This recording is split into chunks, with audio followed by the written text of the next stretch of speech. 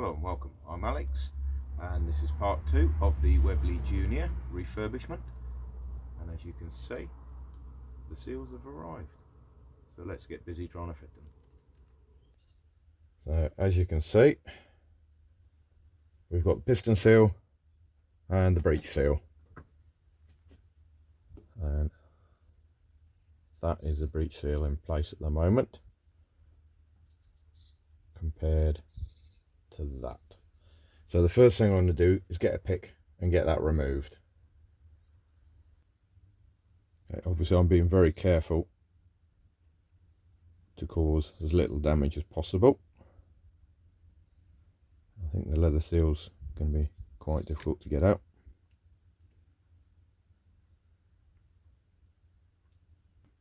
And as you can see, this is what happens to 60 to 70-year-old leather.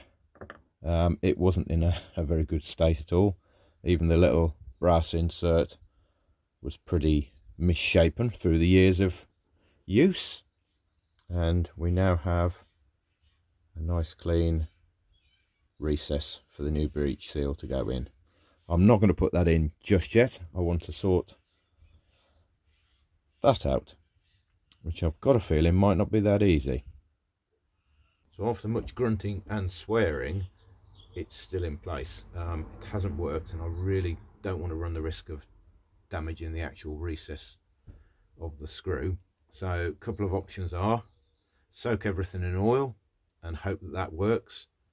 Other than that, it's going to be a case of cutting the seal off and heating it up to try and get the metals to expand and contract and break the seal. So we'll give the first one a go.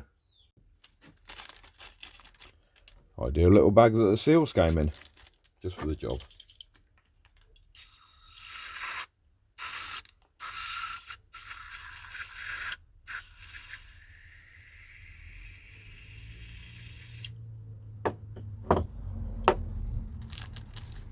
There we go, and I just store that upright.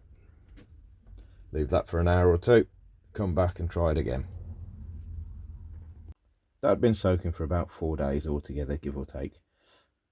Absolutely zero chance of getting it removed. Remove the leather seal, and now we've got to be a little bit more persuasive.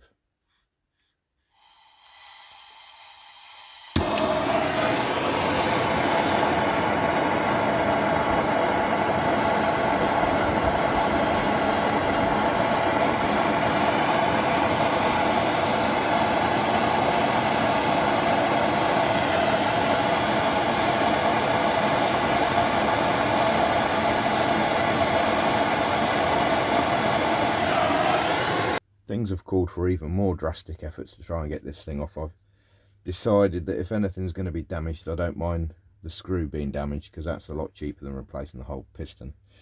This might look a bit barbaric, but I've got leather wrapped around the piston to protect it. Fingers crossed that might work. There's a bit of movement, I think. Oh yes, hang on. This isn't normally the way I'd recommend removing such an item, but it's worked. It's now time to give the piston a really good cleaning and polishing up, just to get rid of all the imperfections. There's been no damage to the actual piston itself, a little bit of a scrape mark there, but apart from that it's still all very functional.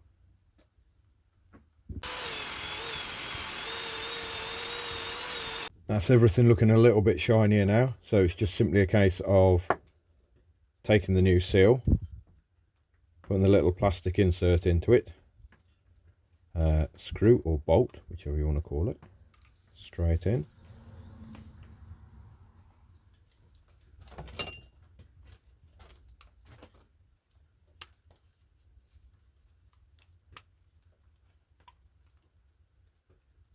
There we go. So that's ready to go back in the gun.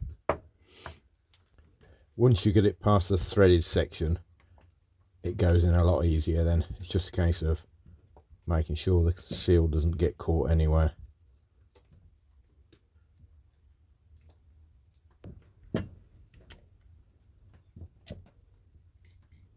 And there we go. That's a very tight fit, that is. And then just press the trigger to fit it back in. I should imagine this is probably going to take. The next job is to get the breech seal in. It's a little bit of a fiddly one. It's just get it leveled up and try and get it seated as best as possible. Which that seems to be roughly okay. Once it was level, I just used a punch very gently just to try and seat it all the way back home, and that seemed to work quite well. Overall that went okay, but I'm going to have to get a scalpel just to remove some of the leather as it's a little bit on the wide side. So there we have it, all back together again and firing reasonably well. A couple of the pellets were sticking in the barrel, but I'm putting that down to the low power of the gun, the fact that the spring is actually not in the best of conditions, and possibly the fact that some of the new pellets fit too well in the barrel. The barrel is also very lightly bent, just that way, so it's not something I'm going to look at, to be honest. Maybe replacing the spring, I might see about doing that in the not too distant future, but who knows, it's an old gun at the end of the day. The only thing I did forget to mention was that I did treat the leather piston seal with a little bit of neat's foot compound and some pellet oil mixed in. The reason I did this is just to soften it up and maybe stop it sticking on the walls of the chamber so much, make it a little bit more fluid just to break it in. But apart from that, we're all happy. If you like this video, give us a thumbs up. Consider subscribing to the channel if you've not done so already. Maybe leave a comment. I'm always open to helpful advice, especially with things like this that I'm not altogether too familiar with. Thanks for watching. Catch you on the next one.